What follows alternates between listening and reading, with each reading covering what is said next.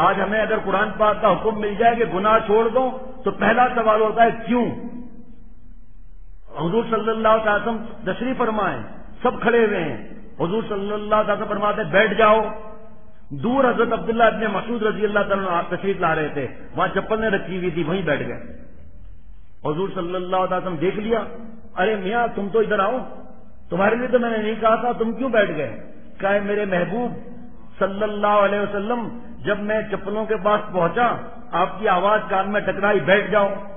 دل میں آواز آئی کہ اے عبداللہ ابن مسعود اگر تو نے ایک قدم آگے بڑھایا یہ ایمان ہے، اور تجھے اگر موت آ گئی اور اللہ نے اگر پوچھ لیا کہ عبداللہ ابن مسعود تو اپنے پیغمبر کا کہنا کیوں نہیں مانا، نافرمانی میں موت نہ آ جائے اس لیے میں وہاں بیٹھ گیا. یہ ہے اتباع، یہ ہے پیغمبر صلی اللہ علیہ وسلم پر جان دینا. آج ہم سوال جواب کرتے ہیں کہ ٹی وی کیوں منع ہے، پھر ہماری نالج کیسے ملے گی، ٹائم پاس کیسے ہوگا؟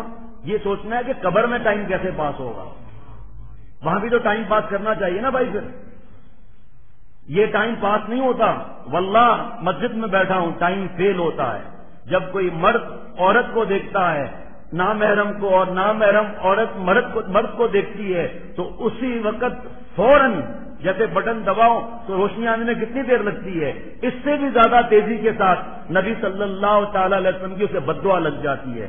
جو بد نظری کو معمولی سمجھتے ہیں، لعن اللہ الناظر والمنظور الیہ، اے اللہ لعنت فرما اس مرد پر جو دوسروں کی بہو بیٹیوں کو دیکھتا ہے. اب جب یہ بتاؤ تو کہتے ہیں لعنت کا مطلب 5 انگلی ہے، اس سے کیا فرق پڑتا ہے؟ نہیں، لعنت کا مطلب ہے الا ما رحم ربی، جو رحمت کے سائے سے الگ ہو جائے.